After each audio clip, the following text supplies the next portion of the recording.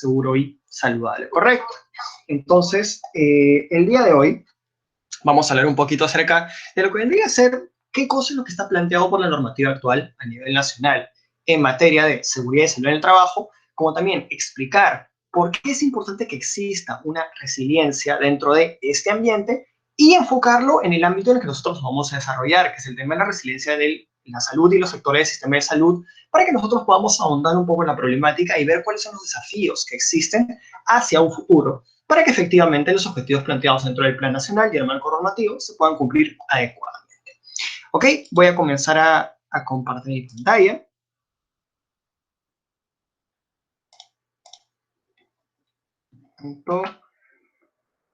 Listo, a ver chicos, me avisan si es que se puede ver.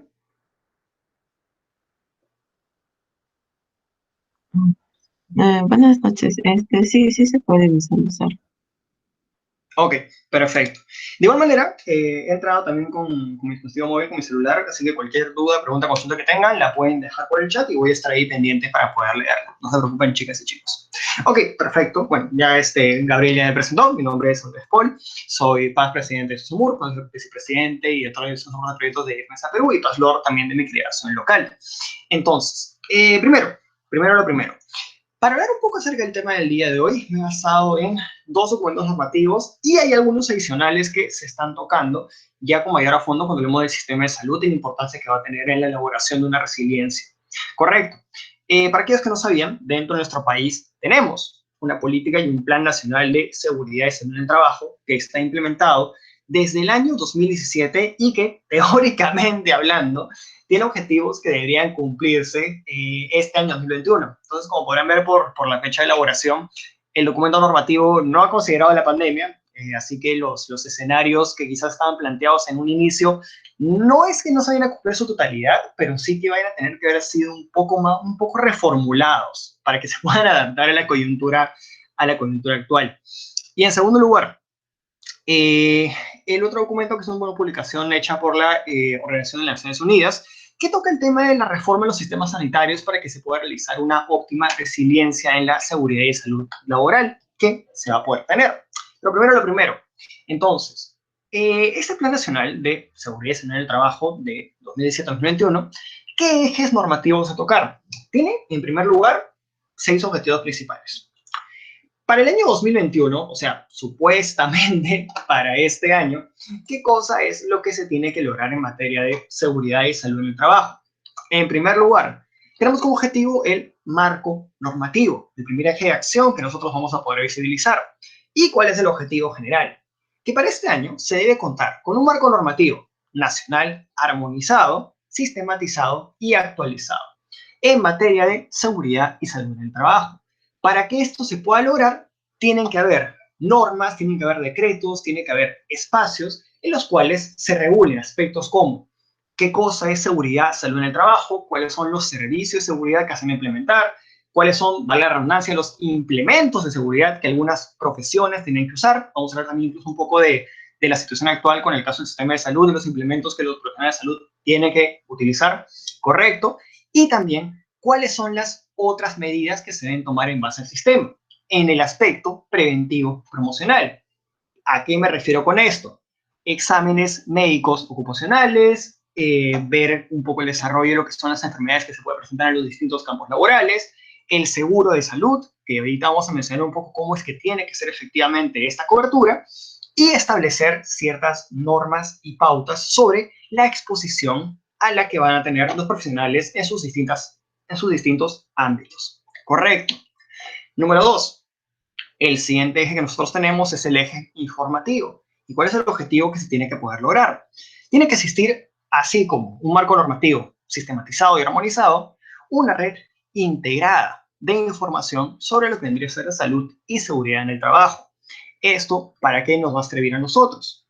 Para que se pueda promover la elaboración, implementación y, sobre todo, evaluación de aquellas acciones preventivo-promocionales que nosotros vamos a tener. Tiene que existir efectivamente los reportes de diversos accidentes, diversas eventualidades que se puedan producir en los ámbitos laborales. sean mortales, sean no mortales, sean incidentes que hayan sucedido eventualmente, sean enfermedades profesionales, sean enfermedades que sean por el marco de una endemia, de una sindemia, de una pandemia, como de hecho la estamos viendo, según la actividad que el trabajador está realizando. Correcto. ¿Para qué nosotros nos va a servir que exista esta red integrada de información? Hay un concepto, eje, rasgo de la resiliencia, que viene a ser el concepto de vigilancia. Y esto, naturalmente, como parte de un futuro sistema de salud, nosotros lo vamos a conocer.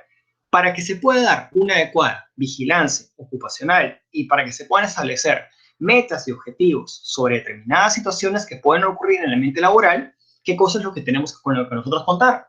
Datos. Si nosotros no contamos con estos datos, no vamos a poder elaborar políticas que efectivamente nos sirvan para poder solucionar estas problemáticas. Entonces, se tiene que identificar las prioridades en base a lo que la comunidad laboral presenta. Número 3, el siguiente eje que nosotros tenemos es el eje de cumplimiento y protección que debe existir por parte de los rasgos en el sistema de salud y seguridad en el trabajo. Para el 2000, de hecho, este de acá debería ser para el 2018. Acá me voy a colocar el asterisco. Está considerado para que se pueda lograr el año 2018. Que las prestaciones de salud de todo tipo, ya sea preventivo-promocionales, diagnóstico-terapéuticas y recuperativos de rehabilitación, tienen que encontrarse cubiertas en su totalidad, ojo, por las instituciones competentes, sean instituciones públicas o instituciones privadas, no solamente las entidades públicas, ¿correcto? Andrés, ¿por qué mencionas esto? Porque cuando nosotros veamos un poquito acerca de las características del sistema de salud que tenemos en el país, para poder comprender de una mejor manera la prestación del servicio que se tiene que buscar, vamos a ver que existen diversas fuentes de financiamiento, distintos sistemas de salud, que estoy seguro que todos ustedes también conocen, y en los cuales va a depender cómo un trabajador se va a atender o no se va a atender. Correcto. Ahora, esta cubierta, ¿con qué tiene que ir de la mano? Con la mejora de los rasgos del sistema de salud. Y aquí hay un punto muy importante. Nosotros no podemos hablar de construir un mejor sistema de seguridad y salud en el trabajo si no tenemos establecido un adecuado sistema de salud. ¿Por qué? Eso lo vamos a ver a continuación en las siguientes diapositivas. Perfecto. Como cuarto eje, ¿cuál es el que nosotros tenemos? Es el fortalecimiento de las capacidades. Y para el 2021, ¿qué cosa se tiene que lograr? Que los actores sociales, tanto los trabajadores como los empleadores, tienen que contar con capacidades mínimas para el desarrollo de acciones eficaces en materia de promoción y prevención de salud y seguridad en el trabajo. Naturalmente va a haber profesional de la salud, médicos ocupacionales, van a haber diversos tipos de otros profesionales que no son necesariamente médicos dentro de un ambiente laboral, que van a estar pendientes de las situaciones de riesgo que pueden existir. Perfecto. Pero esto no impide que los trabajadores, como eje de acción, también tienen que tener sus conocimientos, porque es importante que los tengan. Este punto aquí. Para que se pueda evitar una situación de riesgo. Para que efectivamente exista una correcta promoción y prevención de la materia. Y por último, pero no es importante, ¿qué cosa es lo que tiene que existir? Tiene que existir una adecuada fiscalización de las normas, ¿correcto? Y este va justamente con el último eje temático, que es el eje fiscalizador, vale la redundancia. ¿Para qué? ¿Cuál es la importancia que esto tiene que tener? Para que se desarrolle una correcta autoevaluación del proceso de seguridad y salud en el trabajo que se va a poder manejar. Correcto, perfecto, Andrés. Entonces, hay 5 pilares, 5 puntos que estamos tocando, pero ahora, entonces, tú me has dicho que vamos a hablar acerca de resiliencia de los sistemas, vamos a enfocarnos un poquito en el sistema de salud, pero ¿cuál es la relación que va a tener la resiliencia y la salud para que esos objetivos se puedan lograr? Quizás no en el 2021, porque bueno, ya estamos en el tiempo límite. De igual manera, otro plan nacional y otra política va a tener que ser formulada, obviamente. Pero, ¿cómo nosotros vamos a poder lograr esos objetivos y por qué nos estamos enfocando en este término específicamente? Muy bien, entonces, primero, para poder hablar de resiliencia en sistemas y después de resiliencia en salud, tenemos que saber qué cosa es la resiliencia. La definición inicial, el concepto que se le dio en sus orígenes fue el siguiente, que es la capacidad de un individuo, de una comunidad, de un estado, de un ente actor social para poder adaptarse a una situación adversa y regresar al estado anterior de este. ¿Qué significa esto? Vamos a poner un ejemplo. Sucede un incendio, ¿ok? Entonces, se da un incendio en la casa de un individuo. Perfecto. Entonces, este incendio, ¿qué cosa es lo que va a causar? Que existan pérdidas económicas, que existan pérdidas de recursos, esperemos que no pérdidas de recursos humanos, pérdidas de personas, de este individuo que habita en esta casa. Correcto. Entonces, ¿qué es lo que va a suceder? Posterior al incendio de la vivienda de la persona. Esta persona, lo que dicta el concepto inicial, ¿qué cosa es lo que vendría a hacer? Ok, perfecto, mi casa, mi departamento, mi lugar donde habito se quemó. ¿Qué cosa es lo que yo voy a hacer? Asimilar que esto ha sucedido y poder adaptarme a la situación que estoy viviendo. Poder elaborar objetivos para que yo pueda regresar al estado anterior. Entonces, en este caso, ¿cuál sería el estado anterior? Un lugar habitable en el cual pueda desarrollar un proyecto de vida adecuado. Que pueda volver a habitar su casa si es que no hay mucho daño estructural, que pueda ir a otro lugar para poder habitarlo, con las mismas condiciones con las cuales está en el lugar anterior, y el proceso de transición no sea un proceso tan, por así decirlo, se me fue el término, que no sea un proceso de transición tan complicado. Ahí está, perfecto. Correcto. Eso es lo que dictaría el término inicial de resiliencia. ¿Sí? Una situación adversa, nos tenemos que adaptar para regresar al estado anterior, o sea, como estábamos bien, entre comillas. Ahora, el término ha evolucionado a lo largo del tiempo. Es un concepto que de acuerdo a las necesidades, se ha ido adaptando. Entonces, por ejemplo, acá tenemos diversos tipos de resiliencia que se suelen tocar en los últimos años. Resiliencia ecológica, relacionada con el tema del calentamiento global y el desarrollo sostenible. Cómo es que nosotros podemos hacer comunidades ecológicamente amigables y cómo podemos aprovechar los recursos naturales que tenemos de manera que las generaciones siguientes las puedan aprovechar de la misma forma que nosotros. ¿Correcto? Y también cómo es que se puede recuperar aquellas zonas, aquellos ecosistemas, aquellos ambientes que se han perdido por mala acción del ser humano. ¿Correcto? Justamente acá ya implementamos un poquito el término anterior, que pueda regresar a un estado anterior.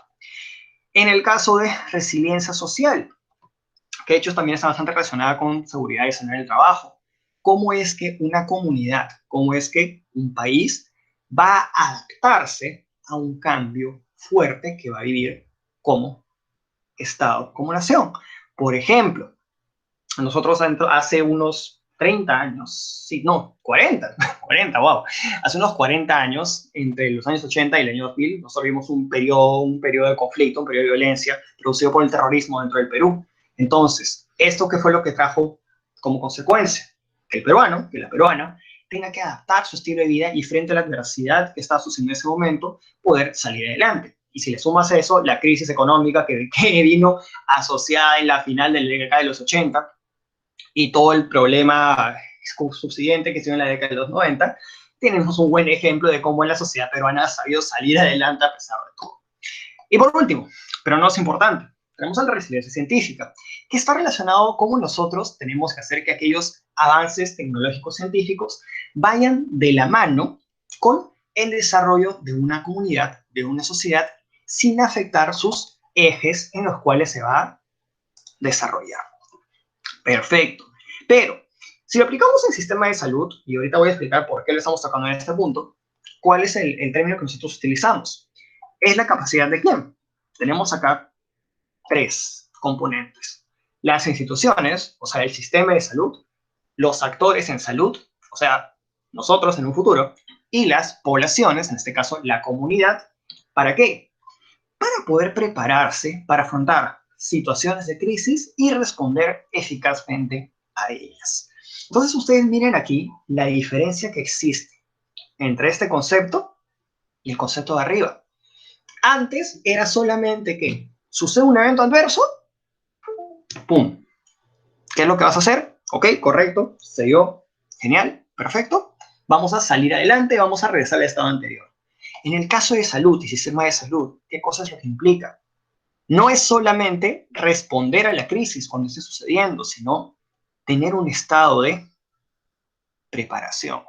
Que nosotros, para cualquier situación que pueda ocurrir, estemos preparados y podamos responder eficazmente ante estas. ¿Cómo cuáles?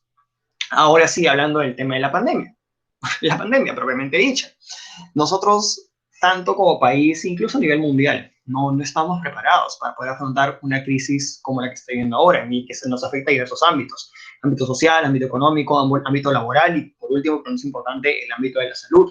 Entonces, ¿cuál es la lección que esto nos deja a nosotros para el futuro? ¿En qué cosa nosotros tenemos que pensar de acá a un tiempo cuando la pandemia ya comience a desaparecer? Y en qué esfuerzos nosotros tenemos que poner más hincapié para poder desarrollar metas y objetivos a largo plazo. Correcto. Entonces, si tenemos esos tres componentes, ¿qué cosa es lo que se va a ver? Es la capacidad para que se puedan absorber las perturbaciones, para que se pueda responder, recuperar y mantener y prestar oportunamente las funciones básicas. Ojo, no las funciones avanzadas de cualquier sistema que va a existir en una crisis. Y que podamos reorganizarnos en función de las enseñanzas que nosotros vayamos aprendiendo. Perfecto. Cuando hablamos de sistema de salud, en el caso de resiliencia, si lo aplicamos así, es un atributo de los sistemas de salud bien desarrollados. Entonces, desde acá nosotros ya vamos a ver un poquito la problemática que nosotros vamos a evitar. E involucra estos dos conceptos esenciales. El acceso universal a la salud y la cobertura universal de la salud, de la cual no voy a hacer hincapié mucho ahorita porque lo vamos a tocar en la siguiente parte de la presentación. Entonces, ¿por qué es necesario que exista una resiliencia en salud e incluso si lo queremos enfocar en temáticas de salud y seguridad en el trabajo? Porque vamos a tener que existen 5 ejes o 5 rasgos puntuales de un sistema resiliente que tiene que existir. Y a su momento ya mencioné el primero, que vendría a ser la vigilancia. Todo sistema resiliente tiene que ser vigilante, tiene que se deben fortalecer los sistemas actuales de vigilancia, tanto de enfermedades como de situaciones que pueden ocurrir en el ambiente laboral, y de manera sistemática que se recopile y se analice la información que provenga de estas redes formadas, como también de los servicios y sistemas de salud. ¿Para qué? Para que nosotros podamos evitar o podamos mitigar la situación que esté ocurriendo. En el caso del COVID, para que nuestro ambiente laboral, si es que existe un brote de enfermedad, si es que existe algún caso confirmado, no nos afecte o se tomen las medidas necesarias para que afecte la cantidad mínima de la población que se va a encontrar trabajando. Ahora, muchas personas a veces piensan, para que se implemente un sistema de vigilancia, entonces, Andrés, ¿qué cosa tiene que existir? ¿Tiene que haber un sistema de salud que esté articulado? La respuesta, uno, sí. ¿Por qué? Eso lo vamos a ver a continuación. Y tiene que ser un sistema que dé altos recursos económicos, no necesariamente. Hay sistemas resilientes que se han empleado en salud y seguridad en el trabajo, aplicados con un conjunto solamente estandarizado de normas y pautas. Por ejemplo, en la década de los 80, en países del Asia Mediterráneo y en países del este Mediterráneo, perdón, y de Asia, se comenzaron a aplicar sistemas de vigilancia estandarizada mediante la sintomatología que presentaban algunas personas de acuerdo a sus enfermedades ocupacionales y laborales que tenían. En base a esta sintomatología, solamente con los médicos, los profesionales de la salud, atentos a esto, ¿qué cosa elaboraron? Un padrón predictorio de cómo es que un brote de cierta enfermedad laboral podría afectar a la comunidad. ¿Se requirió mucho dinero para hacer eso? No. ¿Pero qué cosa sí se requirió? Coordinación, articulación. Perfecto. Número 2. ¿Cuál es el siguiente rasgo que nosotros tenemos que visibilizar? Tiene que ser un sistema que tenga la capacidad de reacción. Entonces, para aquella reacción, ¿qué cosa tiene que haber? Y lo dijimos cuando hablamos un poquito acerca de la definición de resiliencia en los sistemas. Para aquella reacción, tiene que existir una preparación. Preparación adecuada para que nosotros podamos actuar en ese momento. Y la preparación no es una cosa que se hace en meses, no es una cosa que se hace de la noche a la mañana. Muchas veces requiere años de inversión, requiere años de planificación antes que se desate el estado de crisis. Y si lo ponemos también en otro ejemplo, si lo relacionamos con el COVID, como ustedes sabrán, el COVID es parte de una familia de coronavirus, y antes del COVID tiene un primo, que el primo era el MERS, que fue una epidemia que existió justamente en ciertas regiones de Asia. Pero ¿por qué esta epidemia no se convirtió en una pandemia como el COVID?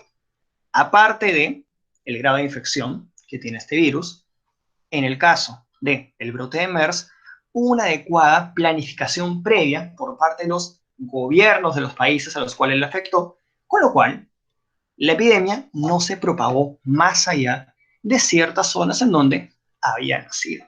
Correcto. Fue un sistema que ya estaba estructurado para poder responder ante esta situación.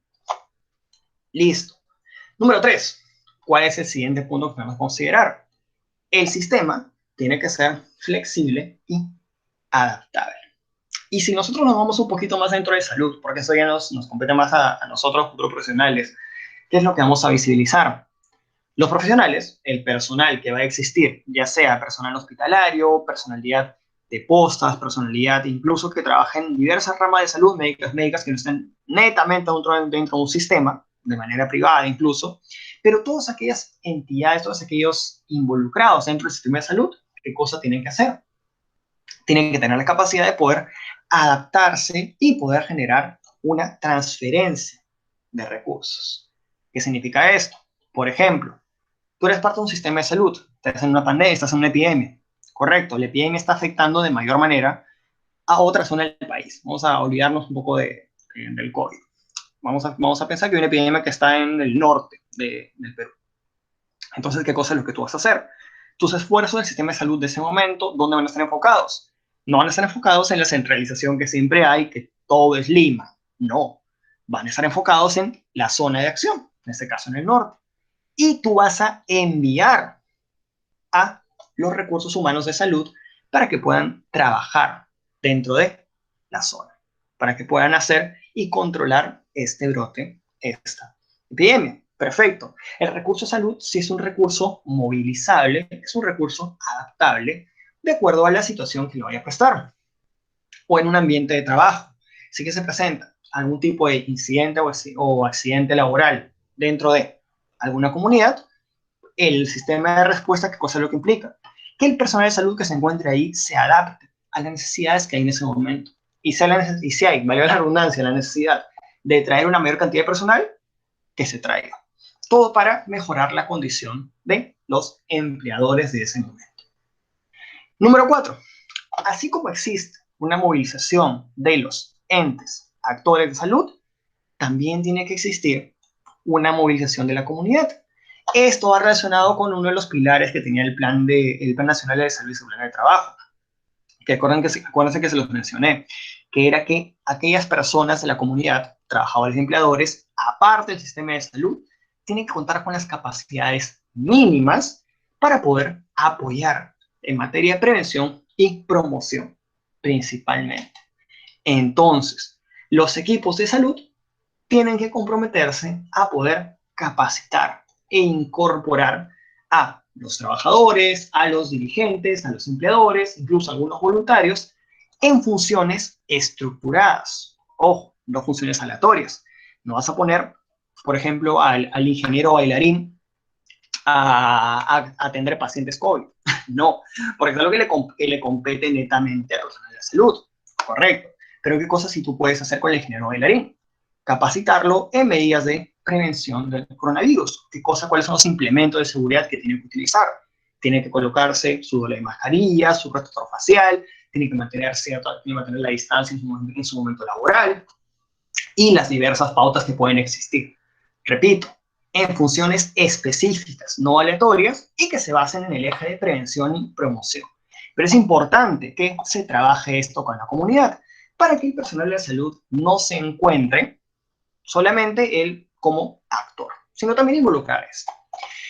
Y por último, pero no es importante, tiene que ser un sistema equitativo. Y esto activamos con qué nosotros nos estamos basando para poder mencionar esto. Si nosotros queremos aplicar un sistema resiliente en un trabajo, en un sistema de salud, ese tiene que ser brindado de la misma manera y con las mismas condiciones a toda la comunidad, seas trabajador, seas empleador. Esto va de la mano con la calidad de aseguramiento de salud, la cobertura de salud y también el acceso que se va a tener. Y vamos a hablar un poquito más en las siguientes diapositivas para esto. Ahora, si nos enfocamos dentro del sistema de salud, ya hemos visto los rasgos, pero ¿cuáles son las características que nosotros vamos a poder ver con mayor cantidad? Número 1, un sistema resiliente es un sistema que tiene que estar basado en información y en evidencia. Y esto a ustedes, chicas y chicos, te lo resalto y, bueno, de hecho, siempre que tengo la oportunidad de decirlo, lo digo. Hay que acostumbrarnos a tomar decisiones que estén científicamente validadas. No tomar decisiones por empirismo, no tomar decisiones porque lo leí por ahí, que en el periódico lo mencionaron, que por ahí vi un bonito antiparasitario que me dijeron que podía combatir una enfermedad. No. Todo lo que nosotros tenemos que hacer tiene que estar basada en evidencia. Y si nosotros queremos capacitar a una población para esto, naturalmente también tenemos que conocer al respecto. Número 2, es un sistema que tiene que ser receptivo. ¿A qué cosa nosotros vamos con esto?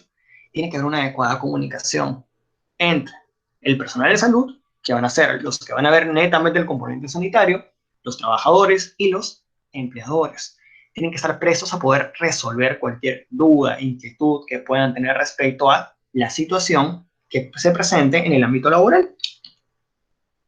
Número 3, ser previsible. Correcto, ya hemos hablado ya bastante del tema de la prevención y cómo es que esta afecta los distintos ejes y rasgos que va a tener un sistema resiliente. Número 4, adaptativo, ya le hemos mencionado de igual manera. Número 5, pero no más importante, es un sistema que tiene que ser centrado en la población y en la comunidad. Un sistema resiliente, y si lo enfocamos dentro de salud y seguridad, no es un sistema que tiene que velar sí o sí por el profesional de la salud en ese contexto. No un sistema que tiene que estar centrado que el profesional de salud es que los profesionales de salud son las personas que van a estar ahí para poder ser el punto central. No, tiene que estar basado en la necesidad que tu comunidad vaya a tener. No es lo que el médico, la médica, el enfermero, la técnica, el odontólogo, los tetra, crean.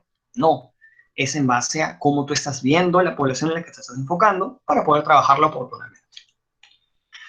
Número 6, ser participativo. Ya hemos hablado de la recepción y también que se fomente la participación de los trabajadores y empleadores. Número 7, un sistema sólido. Tiene que existir una adecuada planificación para que, en el caso se dé esta eventualidad, pueda resistir y responder eficazmente. Y por último, pero no es importante, es un sistema que tiene que estar integrado desde el concepto de la salud en el trabajo, como también, si es necesario, que pueda acudir al sistema de salud, tiene que haber una integración de este para poder atender a la persona. Ahora, ¿cuál es la situación que nosotros tenemos en el país? Hemos hablado la parte, por así decirlo, bonita, los conceptos teóricos que nosotros vamos a tener, pero ¿qué cosa es lo que nosotros vemos en el Perú? Y esto, antes de tocar lo que es el sistema de salud, porque es lo que nosotros tenemos que conocer y tenemos que saber cómo aplicarlo, ese es un punto que tenemos que tener en cuenta. En primer lugar, recordemos que para que se pueda presentar una enfermedad o para definir el concepto de salud y enfermedad, cuáles son los factores que han estado involucrados.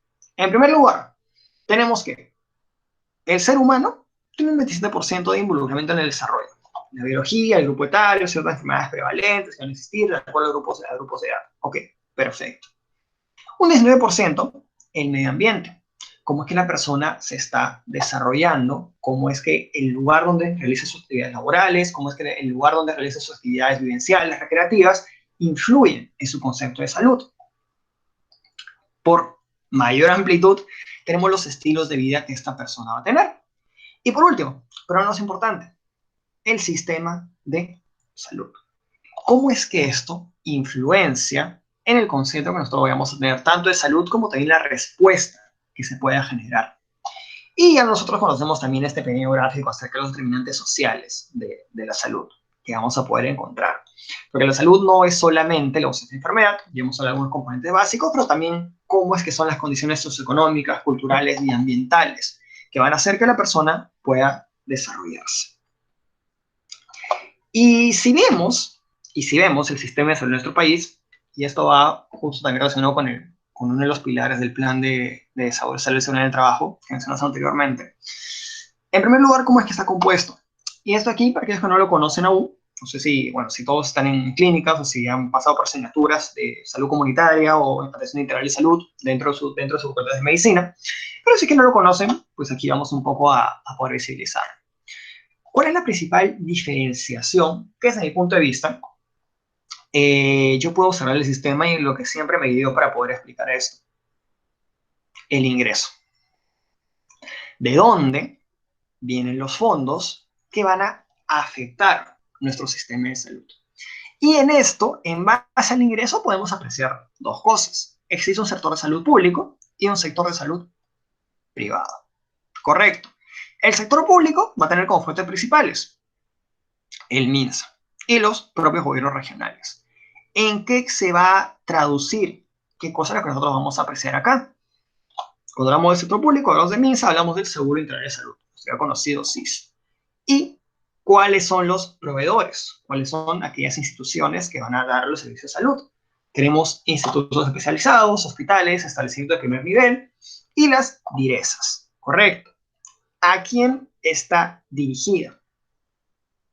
¿A quién está dirigido? Perdón, el enfoque de trabajo que tiene el MINSA. A la población de bajos ingresos económicos o población no asegurada.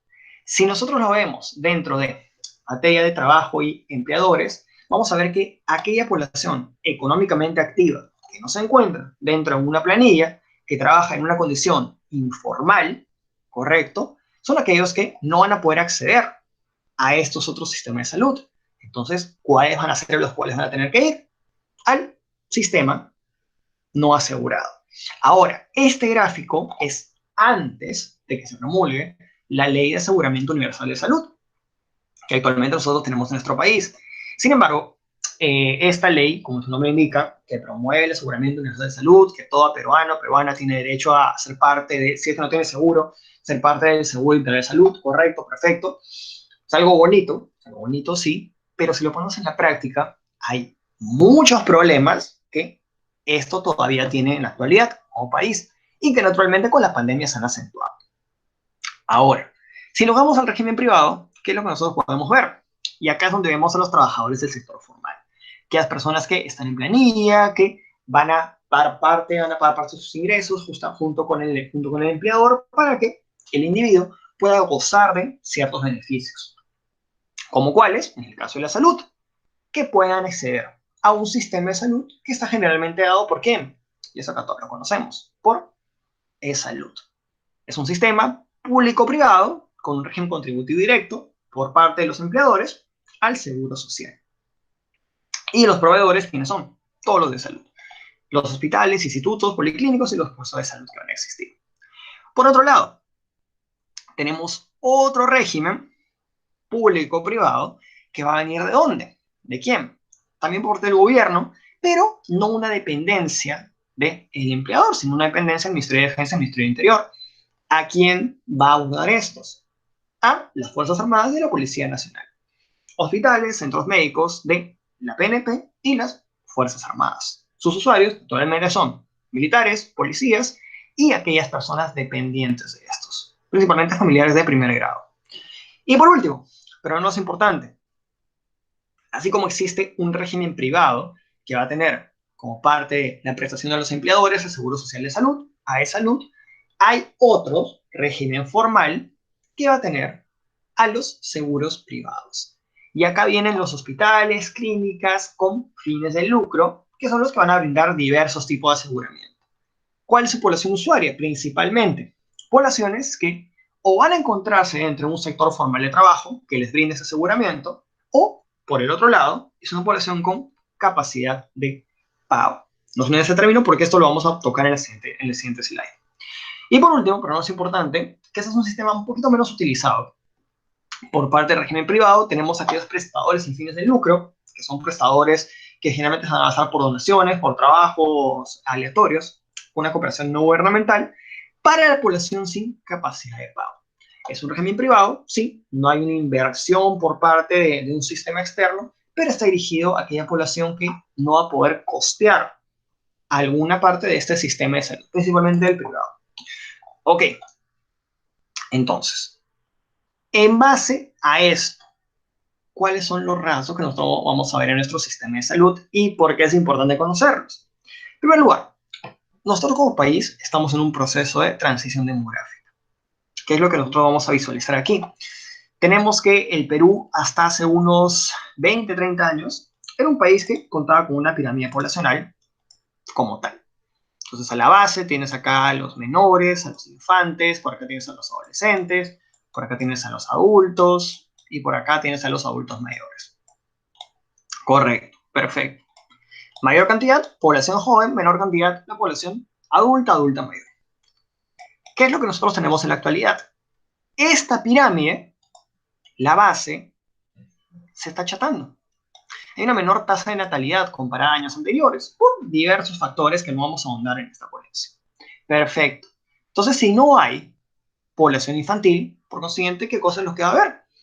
Hay un incremento, un mantenimiento de aquella población adolescente, la población adulta de la misma manera, y un incremento también en la población adulta mayor. Perfecto. Entonces, esta transición demográfica que está convirtiendo nuestra pirámide en una especie de rombo a futuro lo vamos a ver, lo vamos a ver algo de esta manera. La base así, al medio va a estar en mayor cantidad la población adulta y todavía la población adulta mayor va a seguir ya siendo un poco menor. Esto nosotros qué cosa nos implica? Que las prioridades de salud que nosotros establecemos como país y las prioridades de atención y las prioridades de salud ocupacional van a cambiar. No son las mismas que nosotros teníamos hace 20, 30 años. Es algo que nosotros vamos a tener que volver a replantear. Número 2, este punto de acá.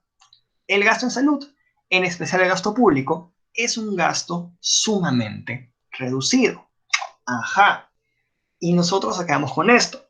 Mucho se ha hablado, y bueno, más ahora en esta coyuntura política en la que estamos, acerca del tema del PBI, del gasto en salud, que se tiene que incrementar y toda la cosa. Ok, perfecto. ¿Es verdad? Pues teóricamente sí, es verdad, pero es uno de los países de la región que tiene una menor inversión en salud a comparación del promedio sudamericano y menor aún del promedio de los países desarrollados. Entonces, si no existe un gasto público en salud, si el Estado, las sociedades prestadoras del Estado no invierten en salud, ¿quién va a invertir? Y acá nosotros vemos como un problema para aquellas personas, tanto en los sectores trabajadores formales o no informales, personas económicamente activas o inactivas.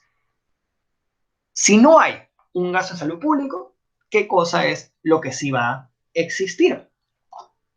Va a existir un gasto de salud de bolsillo. El gasto de salud que nosotros como individuos ponemos es excesivo. Y ahora en la pandemia, ¿cómo lo podemos visibilizar? Y usted, bueno, no maneja mentir dentro de ese punto. Camas UCI en ciertas instituciones privadas, que el costo por atención a un paciente juega desde 60.000 hasta 120.000, 150.000, 180.000 soles. Balones de oxígeno que antes de la pandemia costaban el metro cúbico 15 soles, a lo mucho hasta 20, y eso exagerando, y ahora el precio del metro cúbico está 10 veces más, 15 veces más. Un balón de oxígeno para que se puedan llenar completamente te cuesta 2.000, 3.000, 4.000, 5.000 soles. Y depende también cómo esté el tema de la pandemia. La atención de salud para aquellas personas que no están con caso de COVID, pero igual requieren esa atención por problemas crónicos que van a tener. Como el sistema de salud ha colapsado, el gasto de salud que las personas tienen que hacer en consultas privadas para poder atender sus necesidades de salud incrementa dentro de este punto. Y por último, que no es importante, si lo vamos también dentro del aspecto de salud ocupacional, si es que no existe una cobertura por parte de un seguro de salud sobre los incidentes que pueden ocurrir dentro de un ambiente de trabajo, ¿quién lo tiene que asumir? Lamentablemente, el propio individuo. Correcto. Ahora, número 4. Si lo relacionamos con el punto anterior, una parte importante del gasto de bolsillo, ¿con qué está relacionado? Con la compra de medicamentos y servicios de diagnóstico. Diagnóstico y tratamiento. Número 5. Los recursos humanos y infraestructura con los que contamos como sector son insuficientes y están dispersos institucionalmente. Cuando hablamos un poco de los componentes que tiene un sistema de salud enfocado en resiliencia, vamos a abordar justamente el componente estructural de este. Número 6. La disponibilidad de recursos de salud presenta brechas regionales y existen restricciones en los accesos a los servicios. Relacionado con el centralismo, que nosotros ya hemos visto que tiene siglos, ni siquiera años, siglos dentro de nuestro país. Y la restricción de acceso a los servicios que van a tener aquellas comunidades que no cuentan con un sistema de salud desarrollado. Por ejemplo, estamos trabajando en una zona aledaña a una comunidad indígena. Nuestro país no se puso por una comunidad amazónica. Correcto. Estamos trabajando ahí, X motivos, y sufrimos una eventualidad de un accidente laboral. ¿Qué cosa es lo que va a suceder? ¿Cuál es el lugar más cercano para atención de salud que va a existir? Con suerte, a 3, 4 horas en bote. Si hay helicóptero, bueno, el helicóptero te lleva más rápido. Ahora, tú llegas a este lugar donde te están prestando el servicio de salud, que es un lugar de primer nivel de atención. Lo encuentras y o no hay médico o no hay profesional de salud capacitado que pueda atenderte. ¿Qué cosa tienes que hacer? Irte a un lugar más grande, a una capital, a un centro de atención más grande. Si tienes el helicóptero en la mano, si hay una empresa prestadora que lo está dando, vas a poder ir relativamente rápido. Pero si no, vamos a suponer que es un viaje de 12, 18, 24 horas. Has tenido un accidente laboral. Han pasado ya a lo mucho. Vamos a poner siempre el peor de los casos, 28 horas desde esto. ¿Qué cosa crees que puede suceder contigo como persona? Tu condición puede complicarse. Tu condición puede evolucionar desfavorablemente. Entonces llegas al hospital, llegas a la zona de mejor nivel, de un mayor nivel de atención, mejor dicho, disculpen, y estás en una pandemia. ¿Cuál es la prioridad? Atención de casos COVID. Ingresas al sistema de salud, pero el sistema no puede atenderlo oportunamente justamente porque estamos en el marco de la pandemia. Tu condición se complica y falleces. Entonces, de primer lugar, nosotros ya estamos viendo. 1, la brecha geográfica que debe existir. Número 2, la brecha social. Y número 3, vamos a suponer que tú eres un trabajador en una comunidad indígena, pero eres parte de esta comunidad indígena nativa. Sufres el accidente. ¿Cuál es la otra brecha que vas a tener? Una brecha intercultural en la atención. ¿Por qué? Porque existe muy poca formación de recursos humanos capacitados en esta materia. Supongamos que tú no hablas castellano, no hablas español, hablas una lengua indígena, una lengua originaria, y quieres acceder a tu sistema de salud. Vas al sistema, hablas en tu lengua indígena originaria, y el servicio de salud no puede atenderte porque no puede entenderte. Número 7. La cobertura de seguro de salud. Ok, vamos a mencionar que ha aumentado en la última década, y eso lo vamos a ver con gráficas siguientes, tanto como la cobertura del MINSA de salud, pero aún es una cobertura baja, a pesar de la política de aseguramiento universal de salud. Ojo. Número 8. Las mayores deficiencias de cobertura, ¿en qué sectores se van a registrar?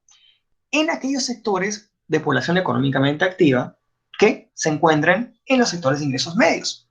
Y eso parece un poquito contradictorio cuando se puede utilizar. ¿Por qué? Lo que sucede es que el Estado y el gobierno tiene diversos planes de prioridad y atención para aquellas personas de bajos recursos, a los cuales pueden acceder. Pero en la pandemia está un sistema muy bien articulado. Actualmente en la pandemia, eso ya, la data posterior que se vaya a generar, ya va a decir cómo es que funciona este sistema prestador de servicios. A la población de gran capacidad de pago, de ingresos altos, sectores de gran ingreso, pues no ha afectado mucho porque igual tienen la plata con la cual pueden acceder a sus recursos. Pero ¿cuál es el problema con el sector de ingresos medio? Que debe existir. Es un sector que no tiene ni mucho dinero, pero tampoco poco. Entonces, En raras ocasiones puede acceder a ciertos beneficios estatales que pueden existir dentro del plan de sistema de salud, como tampoco puede costear un tratamiento adecuado de acuerdo a una eventualidad que pueda suceder. Entonces, por eso es que esto se menciona de esta manera. Número 9, que nosotros como sistema de salud, ¿qué cosa tenemos? Que se caracteriza porque existe un elevado grado de segmentación y fragmentación institucional. Ya hemos visto que existe el MINSA, que existe salud, que existen las Fuerzas Armadas. Perdón, chicos, si no escribo bien estoy con el mouse. Que existen las clínicas privadas, correcto. Y por el otro lado, primer nivel, segundo nivel, tercer nivel. Son niveles de atención que cada uno de esos sistemas va a tener, pero que no se encuentran articulados. Entonces, si le sumas a que tienes distintos proveedores de salud, como un problema, siguiente problema. Tu propio proveedor tiene sistemas dentro de este que no trabajan de una manera conjunta. Entonces, ¿eso que trae como consecuencia? Inequidades en la salud e ineficiencias dentro de esto. Y por último, pero no es importante, y eso es algo que nos compete netamente a nosotros, como futuros profesionales, que se evidencian mecanismos de discriminación en los servicios prestadores de salud. Esta es una encuesta que realizó la Universidad Católica en el año 2018 sobre un perfil de discriminación general de la población peruana. Y una de las preguntas fue la siguiente: ¿dónde te has sentido más discriminada, discriminado? Fue grata mi sorpresa cuando me encontré que la mayor cantidad de discriminación que se puede visibilizar, ¿dónde fue? ¿Un hospital público o una posta médica? Gran parte de la población peruana siente que cuando van a acceder a un sistema de salud, son tratados mal, son discriminados por diversas formas. Sus costumbres, tradiciones, color de piel, formas de vestir, entre otras. Que es algo que el estudio menciona tal cual. ¿Y qué cosa es lo que esto a nosotros nos deja como individuos, como futuros, como estudiantes de medicina, en el momento médicos? Que es algo que nosotros tenemos que trabajar, chicas y chicos. Ahora, antes de continuar, me había olvidado de colocar una diapositiva inicial. Esta información yo le he sacado dos documentos principales. El último análisis de situación de salud del Perú que hizo el MINSA, en 2019, y el último análisis interno que realizó Salud sobre su sistema propio de salud que va a tener. Para que ahí no digan que Andrés está rajando, está hablando por el... No, estas conclusiones son conclusiones que los propios sistemas de salud han podido llegar. Ok, perfecto. Y Andrés, ¿por qué no estás mencionando esto ahorita? Que estamos hablando de resiliencia de los sistemas de salud para seguridad y salud en el trabajo. Lo que sucede, chicas y chicos, es que nosotros no podemos hablar de crear un sistema resiliente para un determinado trabajo si es que no nos enfocamos en crear un sistema resiliente en nuestro propio ámbito. Si es que necesitamos continuamos con esas deficiencias dentro del sector salud. ¿Por qué? Vamos a tener eventualidades laborales, correcto, que necesitan atención.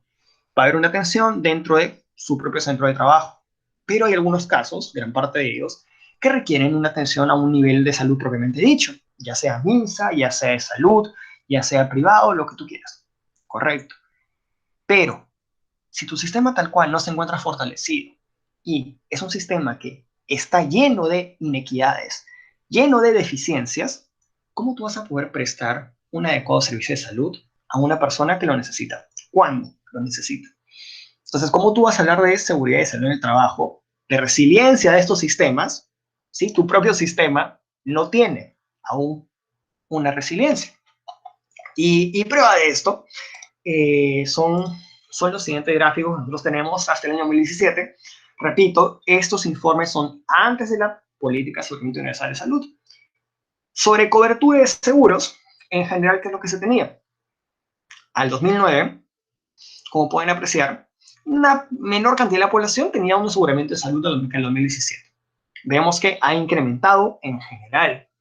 Esta de aquí, la gráfica C, a eso por si acaso es de la población económica, de la población total del Perú. 2009, 60,5%, 2017, 76,4%. En el caso del CIS, que es el que está aquí de rosadito, de un 34% pasó a un 47% en 8 años. Un incremento de la cobertura. Y en el caso de salud, en menor cantidad, sí, pero también se dio un incremento en su aseguramiento, de 22.8 al 2009 a 26.3 al 2017. Entonces, aseguramiento, ¿estamos avanzando? Pues sí, sí, teóricamente estamos avanzando. ¿Y esto con qué va de la mano? Ese fue un artículo muy interesante sobre el sistema de salud peruano que se enfocaba en el MINSA, porque es de donde existe mayor cantidad de data, generalmente. ¿Qué es lo que menciona? En primer lugar, el presupuesto de salud que se tenía para el año 2005 era un aproximado de 278 millones de soles para que se pueda distribuir entre los sectores de salud. Miren cómo este presupuesto ha incrementado solamente en 10 años. 2005, 278 millones de soles. 2015, 1.756 millones de soles asignados para esto. ¿Y cómo se traduce? Y esto acá ustedes también pueden ver la evolución. Al inicio de los 2000, casi al inicio de la década, todavía ha sido los 2000, existía una cobertura materno-infantil por parte del sistema. ¿Qué significa esto? Que el gasto de salud, de bolsillo, no iba a cubrir estos dos puntos. Materno-infantil. Para 2007-2008 se suma la cobertura a la población adulta con la prioridad de intervenciones sanitarias, de acuerdo al análisis de salud del momento. Para el 2009 comenzó la cobertura de condiciones de la población sana y enfermedades agudas y crónicas en todos los grupos etarios. Acá ya comenzamos a ver ya los esbozos con el Plan Esencial de Aseguramiento de Salud, el PEAS. 2010-2011 se sumó al anterior los gastos complementarios de traslado y sepelio, casos de funciones, por el Plan Beneficiario del Seguro Integral de Salud. Y por último, lo más importante, eso fue de hecho un proyecto bastante interesante que tuvo el gobierno de turno en ese momento, que a la cobertura anterior, ¿qué cosa se sumó? Enfermedades de alto costo y cáncer en el marco de lo que en su momento fue el Plan Esperanza. Beneficios del CIS y el FISAI, Fondo Intangible Solidario de Salud. Entonces, con esto quiero reforzar el punto que mencioné anteriormente. Personas, poblaciones de bajos recursos que en su momento eran actividades al CIS y se consideran que no estaban aseguradas en un sistema propio como lo que es de salud, como podían acceder a la cobertura de enfermedades crónicas, enfermedades que demandan un gran gasto de bolsillo y enfermedades oncológicas por el propio Plan Esperanza, relacionado naturalmente con el incremento de presupuesto de salud que hubo. Genial, perfecto. Entonces, Andrés, genial. Aumentó el presupuesto, se aumentó la cobertura, entonces, se aumentó el aseguramiento. Entonces, si se ha aumentado todo esto, pues teóricamente también debería haber aumentado la atención en el sistema de salud, ¿no? Teóricamente hablando. Pues no. Como ustedes pueden apreciar en este gráfico, el año 2006, de todos los asegurados que el MINSA tenía, un 44,9% buscó atención en ese lugar, en ese momento, perdón. Para el 2015, de total asegurados, un 31,7% buscó atención. Miren la disminución que ha habido, o que hubo, mejor dicho, en 10 años, y que se puede ver aún mejor en esta pendiente gráfica. Proporción de afiliados al CIS que busca atención al MINSA ha disminuido en los últimos 15 años, mientras que el número de afiliados ha ido incrementando proporcionalmente. Ahora, ¿cuáles han sido las causas que en el estudio se mencionan para que la población no recurra a un sistema de salud? Vamos a reforzar el punto anterior. Número 1, incumplimiento del derecho a la salud, que no existía una cobertura total de este para la población. Número 2, discriminación. Número 3, exclusión. Número 4, desconfianza que la persona tenía con el profesional de la salud. Entonces, chicas y chicos, yo a ustedes les pregunto como reflexión, ¿qué clase de sistema nosotros estamos formando y qué clase de médicos nosotros estamos convirtiendo viendo estas gráficas? Viendo que por más esfuerzo que tú, entre comillas, quieras hacer, por más plata que tú le pongas a la salud, las personas no quieren acceder al sistema porque sienten que el personal de salud no las trata como lo que son, como personas. Va en contra de sus derechos fundamentales y afecta la dignidad que van a tener. Entonces, ¿cuáles son las consecuencias de este tema? Número 1, el aumento de las no consultas, que ya lo hemos podido visibilizar aquí. Y, por último, el aumento del uso de las farmacias y boticas, como medio de automedicación. Y acá estoy seguro que todos somos culpables, que en algún momento hemos tenido algún malestar y hemos ido a la farmacia más cercana y hemos pedido algo. Por ejemplo, me duele la cabeza y voy a la farmacia y pido un paracetamol. O estoy gripado entre comillas, voy a la farmacia y me compro mi paracetamol, mi ibuprofeno, me compro mi jarabe para la tos. Yo solito me trato. Ojo, eso y suponiendo que, bueno, no somos profesionales de salud y vamos a estar capacitados para recetar en algún momento. Y aún así, de hecho, no es ético. No es ético ese tema. Pero en fin, si eso lo pasamos a una población en general, se ve esto.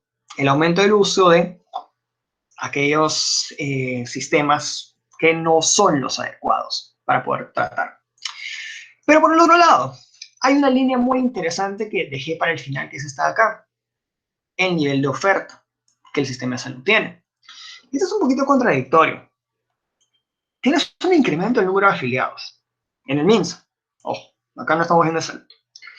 No busca la atención, ok, correcto. Pero tu oferta no crece. Y tus afiliados sí. Entonces, ¿qué es lo que sucede? Sí, tus afiliados se incrementan, pero tu oferta no se incrementa. Si no, tú buscas desarrollar el componente estructural del sistema de tu salud. Se va a agotar. Y va a haber un momento en el que la demanda de atención sea mayor que la oferta. Y ojo, me pareció bastante paradójico, y siempre cuando veo este gráfico me parece bastante paradójico que esto ya se ha hecho en 2016, porque la publicación de ese artículo fue en 2016. Me parece bastante paradójico porque ya hace 5 años se nos advertía que el sistema de salud iba a colapsar. Y es algo que todos nosotros en algún momento sabíamos. Es más, en las propias rotaciones clínicas cuando pre-COVID yo he podido estar, algunos doctores nos decían, si el hospital sigue funcionando, no voy a decir que hospitales, si el hospital sigue funcionando es porque Dios es peruano, porque Dios nos quiere, porque a veces no habían camas para pacientes, a veces los implementos se demoraban en llegar, a veces los exámenes auxiliares también se demoraban un poco. Entonces tú veías cómo el sistema, así pero con punche y con fuerza sobrevivía. Pero en algún momento iba a colapsar. ¿Y qué sucedió el año pasado? ¿Y qué está sucediendo ahora? Pandemia. Entonces, con la pandemia, ¿qué es lo que ha pasado? No había un desarrollo de la oferta en varios años. Porque esto no viene solamente desde el tiempo que está acá, ojo. Y eso lo vamos a ver después. La oferta no ha crecido mucho. En una pandemia, la demanda que existía del sistema pasó de ser una demanda moderada, un crecimiento, a irse un pico. Y la búsqueda de atención de los afiliados, que había disminuido por las razones que hemos visto, ahora forzosamente, porque la pandemia lo requiere, también sube. ¿Qué sucedió acá con tu sistema de salud? F. Ahora, ¿cuáles son los rasgos con los que ese sistema debería contar? Hay cuatro componentes principales, hay cuatro rasgos principales que los voy a agrupar en tres componentes. Calidad, disponibilidad, accesibilidad y aceptabilidad. Ahora, el componente de calidad y disponibilidad está más relacionado con el ámbito estructural, que eso lo vamos a ver a continuación. El componente de accesibilidad y aceptabilidad está más relacionado con los recursos humanos en salud, o sea, nosotros mismos. Y hay un intermedio. La disponibilidad y la accesibilidad tiene que ver también con nuestra población, el componente poblacional. ¿Correcto? 3 componentes, 4 rasgos. Vamos a verlos uno por uno. Primero, la calidad, ¿qué cosa nos involucra? Que hay un análisis sobre la infraestructura donde se brinda el servicio de la salud. Y que el Estado tiene que garantizar que el personal de salud, uno, se encuentre capacitado y que los recursos estén aprobados en buen estado y en condiciones óptimas. O sea, para que tú puedas atender y para que una persona pueda atenderse en tu sistema, tiene que haber condiciones mínimas, tiene que haber infraestructura adecuada y tiene que haber profesional capacitado. Que eso le damos un poco más de hincapié en la siguiente. Ahora, ¿cuál es el problema a nivel infraestructural? Y por el que mencioné hace un momento el tema del nivel de oferta que existía por parte del sistema de salud. Eh, no sé si ustedes, bueno, conocen estos centros de salud. Este de acá, sí, este de acá, espero que sí lo conozcan. Esos 4 de acá son, por así decirlo, los hospitales de mayor referencia que tenemos en Lima.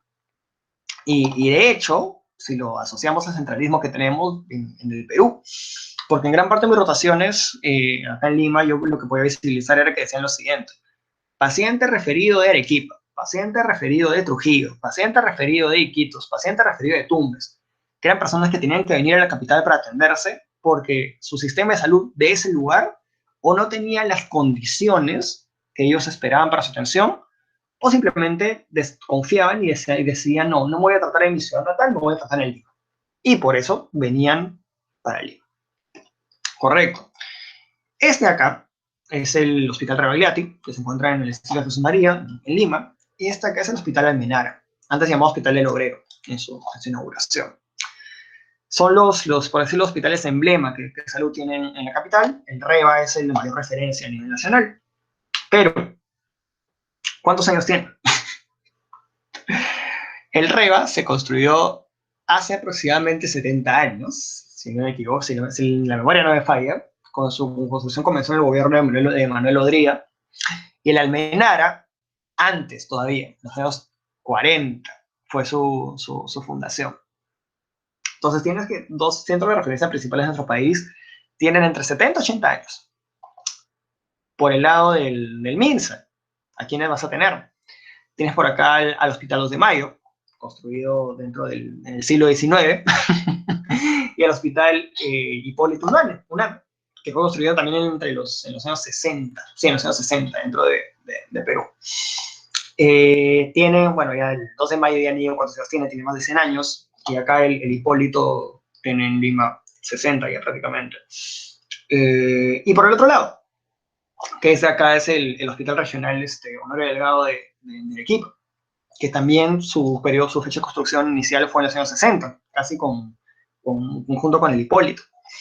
¿Y qué es lo que nosotros podemos visibilizar acá?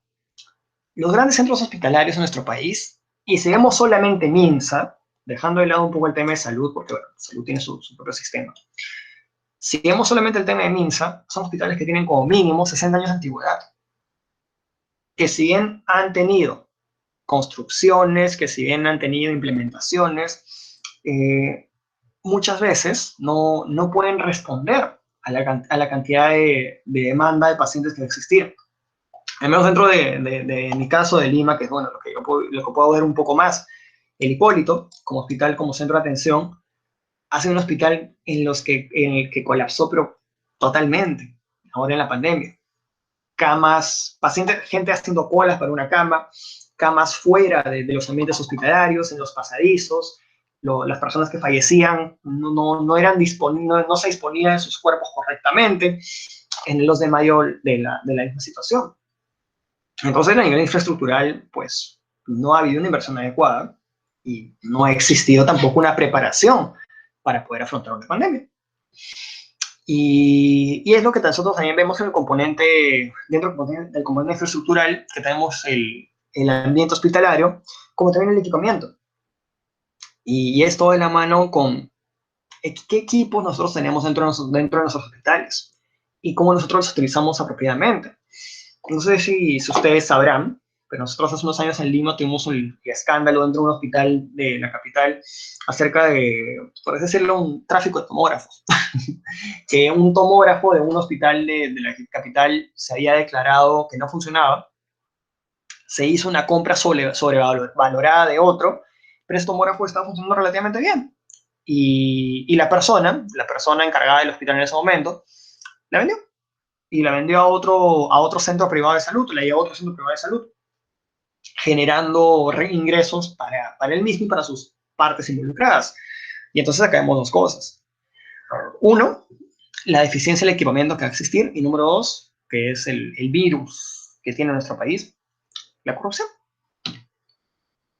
Y por último, dentro del mundo del componente estructural del sistema, esas imágenes de acá son imágenes de la epidemia de cólera que el país tuvo entre el año 91 y 94, hace ya 30 años prácticamente.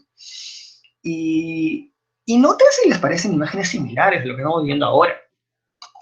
Gente haciendo cola en los hospitales, personales de salud desesperados porque no saben dónde meter más personas, camas ocupadas a full y ambientes hospitalarios hacinados. Incluso, acá están las medidas de prevención que existieron dentro de ese momento para combatir la epidemia del cólera. Pero si Perú hace 30 años sufrió una situación así, si Perú hace 30 años tuvo una epidemia que fue la peor del país hasta que llegó el COVID, la pandemia del COVID, ¿por qué no se tomaron medidas más adecuadas al respecto de prevención? ¿Por qué no se generó una resiliencia del sistema de salud para aprender las lecciones que aprendimos, para reforzar las lecciones que aprendimos en ese momento? Un poco irónico y, bueno, un poco de contexto histórico también para poder entender y poder visibilizar que yo espero que de aquí a 30 años, 2051, Dios no quiera, pero si es que existe alguna otra epidemia o peor, una pandemia, volvamos a recordar que hace 30 años en el Perú el COVID pasó esto y no se hizo nada. Número 2, disponibilidad. ¿A qué se refiere con esto? Que el Estado tiene obligación de poner a disposición de la población servicios integrales y adecuados para sus diversas necesidades, preventivos promocionales, atención, tratamiento y recuperación, rehabilitación. Ahora, este es el concepto de aquí que quiero que todos ustedes se queden. La ampliación de la atención de salud no debe ser el aumento de una atención inadecuada. Y lo vamos a relacionar también con el tema económico en un momento. Y como prioridad, ¿qué cosas se tienen que promover? La atención basada en un primer nivel de atención. Este gráfico aquí me parece interesante, a pesar de que ya tenga casi 10 años, sirve para poder reforzar un poquito el ejemplo. Tenemos acá 3 niveles de atención, primero, segundo, tercero. En el caso del nivel 1, atención de baja complejidad, menor especialización y principalmente preventivo promocional. Nivel 2, atención de complejidad intermedia, hospitalización, emergencia, rehabilitación, UCIs y, bueno, otro tipo de servicios. Y nivel 3 ya el diagnóstico especializado y avanzado. ¿Qué es lo que se puede apreciar? Primer nivel, para el 2013. Pacientes esperados, o sea, la oferta que tenía en ese momento el primer nivel, poco más de 1,5 millones de pacientes. Pacientes atendidos, la demanda que existió, 930,000 aproximadamente. Primer nivel, en este caso, la demanda superó, la oferta, perdón, superó a la demanda. Correcto. ¿Qué es lo esperable, de hecho? El problema viene acá. Miren esto. Nivel esperado de pacientes para el segundo nivel, 464,000. Tercer nivel, 232,000. Nivel de pacientes atendidos, segundo nivel prácticamente el doble, 904,000 pacientes. Y el tercer nivel, un poquito más, 342,000. En este caso, sucedió lo que vimos en la gráfica anterior. La demanda superó a la oferta que existía. Pero gran parte de estos no tanto, pero gran parte de estos, ¿a dónde pudo haber ocurrido en un inicio?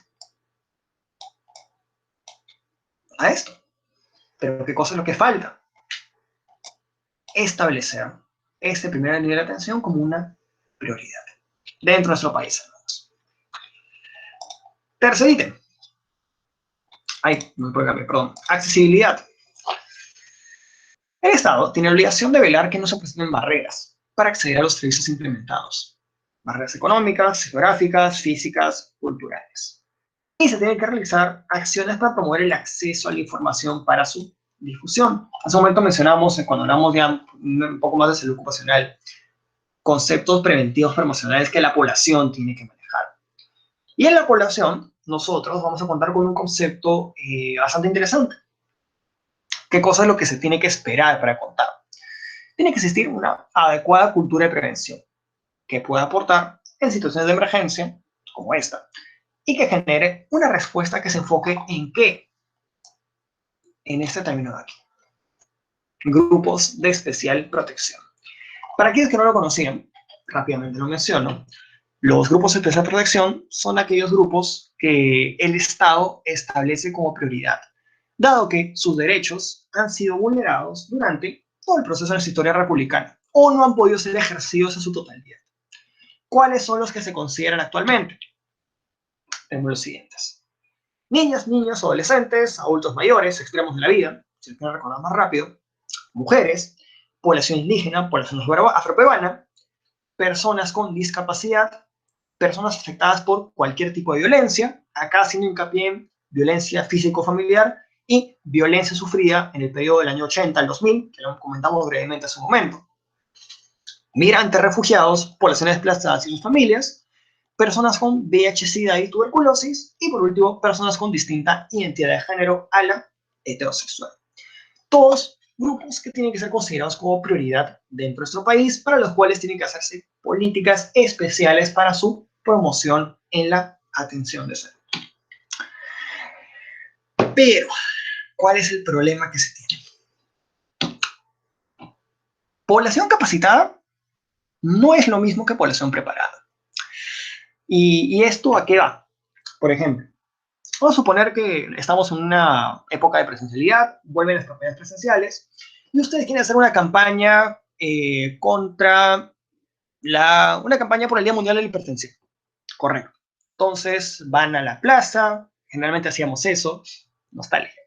Van a una plaza de Arequipa, van a hacer su campaña por el Día Mundial contra la Hipertensión, van a explicar acerca de la hipertensión, factores de riesgo, algo del cuadro clínico, y van a hacer un despistaje, ¿correcto? Entonces van a generar toma de presión arterial. Ahí también como parte de la actividad. Ok, perfecto. Entonces tú estás ahí gastando saliva, disculpa la expresión, estás ahí gastando saliva, estás ahí explicándole a las personas qué cosa es la hipertensión, por qué se produce, cuáles son los factores de riesgo que una persona tiene, qué es esto, que el otro, y te está escuchando una persona X, un público general. Correcto.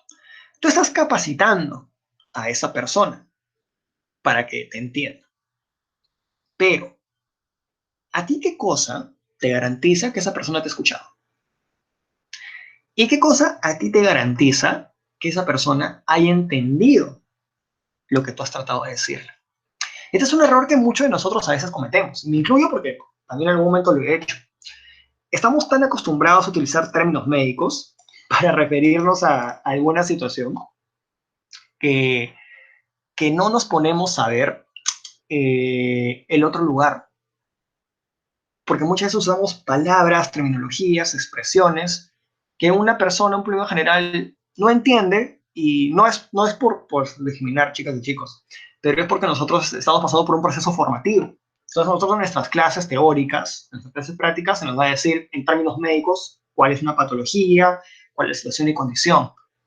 Pero ahora, ¿cuál es el rol que tú vas a tener para que tu paciente, o en este caso, tu poblador, tu población en general, entienda lo que tú quieres decirle? Que lo que tú le digas no sea solamente capacitar, sino prepararle. Si lo vemos en el tema de trabajo, hemos hablado que tiene que existir una prevención y promoción y un eje actor de la sociedad. Tú estás trabajando en una empresa, eres médico ocupacional y quieres capacitar a tus trabajadores, bueno, los trabajadores de la empresa, mejor dicho, acerca de medidas de prevención para el COVID. Correcto. Entonces comienzas a hablarle acerca de lo que es el COVID, comienzas a hablarle de qué cosa es lo que afecta, comienzas a hablarle acerca de cuáles son los equipos de protección que tienen que tener, comienzas a hablarle acerca de cuáles son las medidas de prevención que tienen que tomar. Los estás capacitando, o sea, estás cumpliendo tu trabajo. Perfecto. Pero tú a la semana ves que Andresito, ves que Andresito está yendo al centro laboral sin mascarilla, o está usando mal la mascarilla, está usando mal el protector facial, no está con sus implementos de seguridad, y porque te dice que no, que él ha escuchado, que en la televisión han dicho tal cosa, o que no le quedó claro lo que dijiste en la capacitación, o que él entendió otra cosa. Que tú le dijiste que se ponga doble mascarilla y él entendió que se ponga solamente protector facial y no use mascarilla. No vamos a los extremos, correcto. Entonces, en resumen, podemos nosotros enfocarnos en capacitar a una comunidad, pero tenemos que saber cómo capacitarla. ¿Para qué? Para que se pueda lograr esto. Número 2. ¿Existe una cultura de prevención en el país? Y esto lo dejo como pregunta personal para con ustedes, pero nosotros mismos, ¿cuándo vamos al médico? ¿O cuándo nosotros tomamos acciones respecto a algo? ¿Cuando nos pasa algo? ¿O cuando nos sentimos mal? Dejando de lado el tema de COVID, pandemia, porque bueno, prevención y promoción es fundamental y creo que eso sí, todo lo aplicamos santificadamente. Pero en general, si no estuviese en un marco fuera de pandemia, ¿cuánta prioridad nosotros le damos a nuestra salud? ¿Y cuánta prioridad tú ves que la comunidad también le da a su salud? Y esto muchas veces ha sucedido. Es más, no sé si ustedes han podido asistir, pero yo estoy seguro que en CEMIS o CIEMA hacen lo que son los campamentos universitarios multidisciplinarios de investigación de servicio, los CUMIS. Y en los CUMIS, cuando he podido asistir a una de sus actividades, que son las campañas médicas, muchas veces la gente nos decía que no iba al médico porque o tenía miedo de lo que la doctora le iba a decir, o, o simplemente está yendo porque su familiar lo obligó a ir. Porque te dice, tengo un dolorcito por ahí, pero es un dolorcito que ya va a pasar. Es un dolorcito que ya está, o sea, no hay problema, lo puedo aguantar. Y va por insistencia de su esposo, de su esposa, de sus hijos, de sus padres, de sus abuelos, de quien sea. Pero va a tu atención de consulta por eso. Entonces tú vas, le haces el chequeo y ¿qué encuentras? Puedes encontrar algo que no sea tan bonito o no sea algo que sea solo una molestia, a pesar de que solamente fastidie un poco. Entonces con eso reforzamos el punto. Nosotros muchas veces no generamos esta situación de cultura de prevención y es un hincapié que tiene que existir dentro de la comunidad. Número 3. Hemos mencionado hace un momento a los GEP, Grupos de Especial Protección. Pero ¿cuál es el problema? Que estos, al 2021, lo vamos a decir también así, siguen siendo vulnerables, a pesar de las medidas que se han intentado tomar al respecto. E incluso, en el caso de algunos, las brechas y conflictos socioeconómico-culturales han dificultado el proceso. Y acá como ejemplo perfecto tenemos, lo voy a resaltar, pueblos indígenas originarios de nuestro país, que tienen, de hecho, las tres: brechas sociales, conflictos sociales, brechas económicas y brechas y conflictos culturales. Correcto. Entonces, por más políticas de énfasis de acción que nosotros hagamos, la teoría está bien, perfecto, pero el problema es cómo lo tenemos que aplicar en la práctica. Y por último, pero no más importante, lo que nos involucra a nosotros, los recursos humanos en salud: aceptabilidad. La atención tiene que ser respetuosa de la cultura de las personas y sus derechos. Se tienen que tomar en cuenta los GEP. ¿Qué cosa es lo que implica? Y lo volvemos a resaltar. Elige un sistema de salud, elige un sistema resiliente, elige la prioridad de todo sistema, tiene que ser las personas, la comunidad, no el propio sistema de salud. No esperes que, no es que la persona tiene que acomodarse a lo que el sistema de salud le diga. El sistema de salud tiene que acomodarse a lo que la población presente como una necesidad. Y, por último, es necesario que todos nosotros conozcamos y respetemos dos principios fundamentales en nuestro país: atención intercultural y ética médica. ¿Cuál es el principio fundamental que tenemos? Tiene que haber una disponibilidad adecuada de personal sanitario competente, culturalmente apropiado, bien reglamentado, distribuido y tratado de manera justa. Este es un punto que lo vamos a resaltar en un momento. Pero ¿cuál es la realidad que tenemos? Número 1, médico teórico no es lo mismo que médico práctico. Andrés, ¿qué significa esto? Ya hemos hablado, de hecho, hace un momento. Y esto también, chicas y chicos, esto te lo quiero dejar como reflexión. Tú puedes ser una capa, tú puedes ser un capo en medicina. Puedes saber todo, puedes haberte leído el Harrison de medicina interna, el Nelson de pediatría, el Williams de obstetricia, el Guyton de fisio, el Moore de anato. Puedes haberte leído todos los libros y saberlos de pies a cabeza. Puedes sacar 20 entonces puedes saber absolutamente todo. Correcto, perfecto. está bien, de hecho, porque el médico tiene es su formación, está actualizado y saber, es la función que tenemos.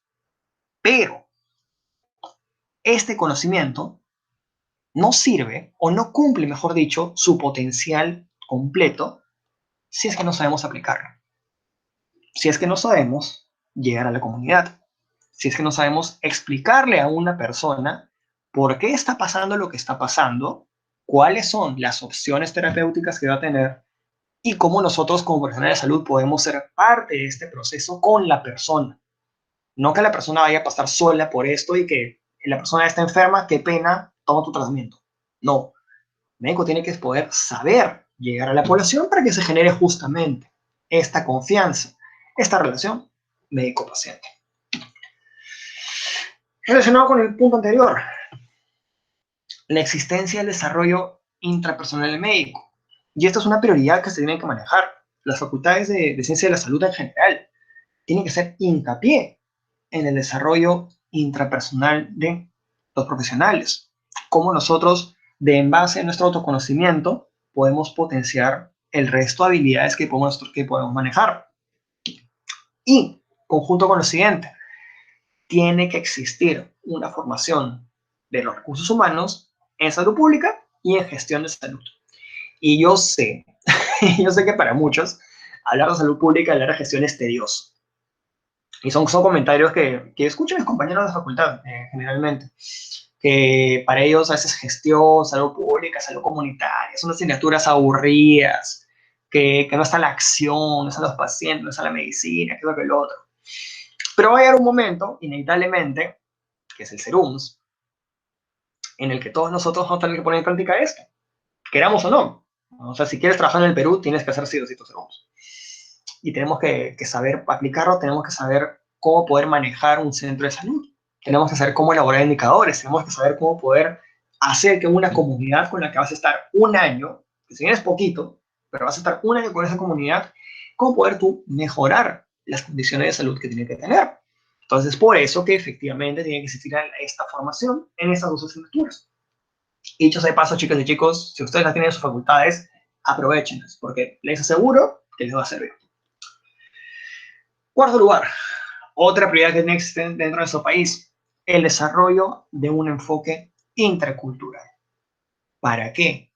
Para que el profesional de la salud pueda estar capacitado y pueda atender personas con distintas costumbres, tradiciones, con una cosmovisión diferente, que es la que tiene la comunidad, la población del Perú.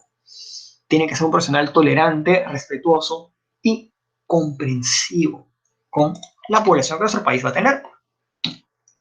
Y por último, pero no es importante, y esto es algo que viene con el tema de la pandemia y por eso hice hincapié en este último en el punto final. Que en el marco de la pandemia, durante el ejercicio de las actividades profesionales, ha habido diversas problemáticas en la implementación de aquellos implementos de salud y seguridad. Y nosotros estamos hablando de salud y seguridad en el trabajo, pero nos estamos olvidando de la salud y seguridad de nuestro propio trabajo, como bien se puede ver en esta imagen. Entonces es una responsabilidad que las autoridades tienen que tener, a la redundancia, para poder ejecutar el compromiso de protección de nosotros, profesional de salud a los distintos niveles, que pueda salvaguardar su seguridad y que pueda hacer que exista un ejercicio de las actividades competente. Correcto. Justamente por eso vienen las dos imágenes siguientes, que en el marco de la pandemia se ha visto bastante, desde el inicio, como se puede ver aquí en la imagen de la izquierda, como en esta imagen de acá, que es una imagen del día de hoy, de hecho. No sé si ustedes sabían, sí se hay una problemática con el internado médico actualmente, y varios internos a nivel nacional han salido a protestar, a exigir condiciones justas para lo que se busca que sea un internado digno. Y coloqué esta imagen porque esta frase ahí me encantó. Es algo que quiero que también todos ustedes, chicas y chicos, asimilen. La vocación no justifica la explotación. Nosotros, el último año de la carrera es un año de prácticas preprofesionales netamente. Vamos a vivir en un hospital, vamos a convivir con pacientes y en el marco de una pandemia, ¿qué cosas tienen que existir? La protección adecuada, desde una vacunación hasta el desarrollo y el uso de los implementos de salud que van a existir, como también que el personal de salud tiene que tener todas las competencias adecuadas para poder desarrollar su práctica médica. Muy bien, chicas y chicos, entonces para no aburrirlos más, en esta hora y media de charla que hemos tenido, como les comenté, justo este año, el enfoque tanto de la OIT como de la OMS, de la ONU, sobre el Día Internacional de Salud y Seguridad del Trabajo, es que se invierta en sistemas resilientes de salud y seguridad del trabajo, pero que vayan de la mano con un desarrollo resiliente del sistema de salud del país. Entonces, por eso hemos tocado ambos temas el día de hoy. Para que se pueda dar una cosa, necesariamente tiene que encontrarse la otra. ¿Y qué es lo que nosotros tenemos que lograr como país? Número uno, que se logre un aseguramiento universal de salud de calidad. No solamente la ley, que está bien, porque es un gran avance en lo que antes existía, perdón, pero que el aseguramiento vaya de la mano con un incremento de la oferta del sistema de salud. ¿Va a incrementar la demanda? Perfecto. Pero ¿qué cosa tú vas a hacer para que haya una mejor y una mayor atención? Número dos, que se reduzcan los gastos de salud de bolsillo, que hay una mayor inversión dentro del sector salud. Y eso lo vamos a tocar en el cuarto punto mejor. Voy a hacer hincapié en él. Número tres, revisar las políticas internas de los establecimientos, tanto establecimientos de salud como establecimientos de trabajo. ¿Para qué? Para que nosotros, en primer lugar, podamos establecer bien una vigilancia. En segundo lugar, capacitar a la población, a la comunidad, a los trabajadores en prevención y promoción. Y en tercer lugar, para poder evaluar cómo es que este proceso se ha venido dando. Y si es que hay algo que mejorar, naturalmente mejorar. Número 4, relacionado con el número 2, que se aumente el financiamiento público para el sector salud. Pero, hay mucha controversia y bueno, siempre existe, más ahora que es algo que podían escuchar durante todo este proceso político, que muchas personas mencionan. Vamos a aumentar el PBI de salud, vamos a aumentar el PBI de educación, vamos a aumentar el PBI de no sé qué más. Todo es aumentar PBI. Y aumentar el financiamiento, correcto, está bien. Pero, ¿cómo lo vas a aplicar? Si tú tienes, por ejemplo, vamos a poner un caso esporádico. Tienes 1.000 millones de soles, correcto. Tu presupuesto en salud antes era 200 millones, lo has incrementado 5 veces. Ahora tienes 1.000 millones de soles. Te dan 1.000 millones de soles, ¿sabes qué? Mejor el sistema de salud, haz lo que quieras. Pero no hay un plan, no hay una visión, no hay una misión, no hay objetivos. Entonces, te han dado un chupo de plata. ¿Qué cosa es lo que va a suceder? Gastos no planificados, que conllevan a resolver algunos problemas, puede que sí, pero también se pueden generar otros. ¿Por qué? Porque no has analizado la situación de salud en la que te encuentras. Número 2, se presta también a incremento de actos de corrupción.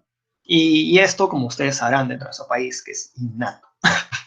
Es innato, lamentablemente, que esto suceda. Es una vergüenza que la corrupción afecte de esta manera incluso a las esferas de salud y peor aún con el último caso que hemos tenido, el escándalo del vacunagate. Pero con eso quiero resaltar ese punto, chicas y chicos. No se trata solamente de decir, vamos a dar más plata, sino tú tienes que saber cómo gastar esa plata y qué cosa tú vas a hacer para evaluar que esa plata haya sido gastada correctamente. ¿Aumento el financiamiento público de salud? Sí. ¿Disminución de los gastos de bolsillos? Sí. Pero que vayan de la mano con una adecuada planificación. Ojo. Número 5. Perdón si me emocioné en ese punto, pero siempre cuando hablamos acerca de eso, a mí me enerva un poco escuchar que todo le vean como dar plata, pero no sabes cómo se va a ejecutar ese dinero. Número 5. Construir redes de atención integral. ¿Y esto con qué cosa tiene que ir de la mano?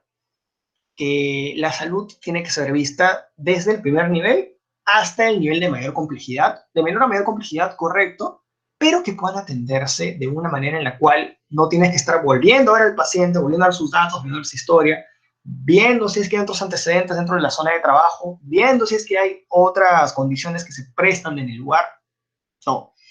Si tienes un sistema integral, un sistema que tenga redes de información, un sistema que pueda darte el beneficio que tú puedas tener un paciente. Atendido en el primer nivel, requiere transferencia al segundo nivel, perfecto, lo pasas al segundo nivel.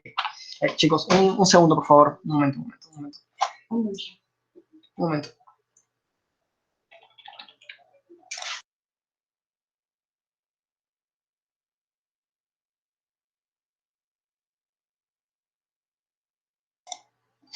Perdón. Perdón, chicos. Listo. Ya estamos terminando, ya para concluir. Ya me olvidé en qué estaba. Bueno, construcción de redes de atención integral, que la complejidad de los niveles de salud vaya de la mano con una adecuada información acerca del paciente. Número 6. Que se mejore la dotación de recursos humanos capacitados. Tanto recursos humanos médicos, tanto recursos humanos profesionales de la salud, como también que aquellos que no son profesionales de la salud, que son parte de un entorno laboral, pero que puedan apoyar a ese sistema. La mejor manera de mejorar las condiciones de salud, aparte de mejorar el sistema, es que la población tenga una mayor conciencia respecto a cómo ellos mismos pueden hacer para mejorar ese sistema. Y por último, pero no es importante, que se desarrollen políticas para poder eliminar las brechas que existen en nuestro sistema de salud y que pueda haber una adecuada atención y una formación del sistema tal cual. Y listo, chicas y chicos. Eso ha sido todo por mi parte. Primero, bueno, volver a agradecer a ustedes por la invitación para estar aquí el día de hoy. Si tienen alguna duda, alguna consulta, algún interrogante, y estoy presto para poder escucharla y, de ser posible, resolverla. Chicos, por favor, si es que tienen dudas, las pueden poner en el chat y yo las leo, o si no pueden prender sus micros.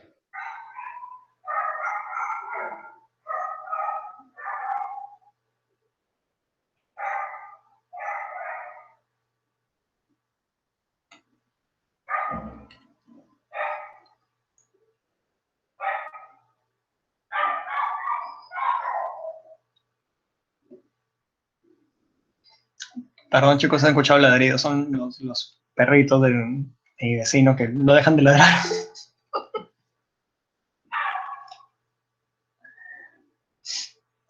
Hasta en mi clase virtuales los tengo de música de fondo.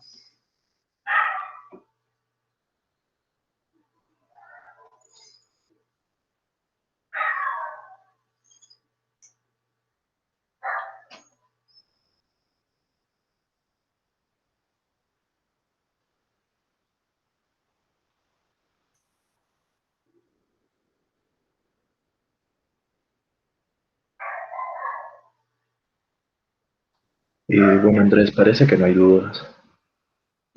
Ok, vamos, listo. Bueno, espero que haya quedado claro. Como a veces dicen mis instructores, si no hay preguntas es que o todo ha quedado claro o nada quedó claro. Así que espero que sea el primer caso. Gracias, chicas y chicos, por la invitación. Yo encantado de poder estar aquí con ustedes. Y nada, cuando lo requieran, yo siempre presto y dispuesto a poder compartir algo de conocimiento con cada uno de ustedes. Un fuerte abrazo a la distancia. Gracias, de verdad. Te agradecemos mucho de parte de CIEM y de CIEM.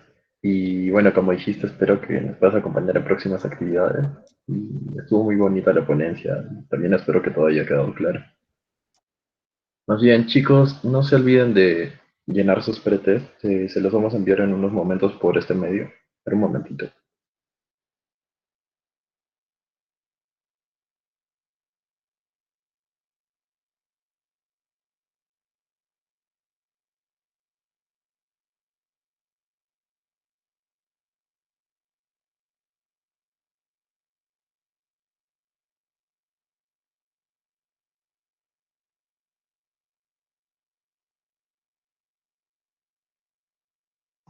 Chicos, eso fue todo por hoy. Llenen el post-test que ya está en el chat de esta llamada y espero que nos podamos ver pronto en siguientes ponencias y manténganse al tanto de nuestras noticias, de lo que vayamos a publicar.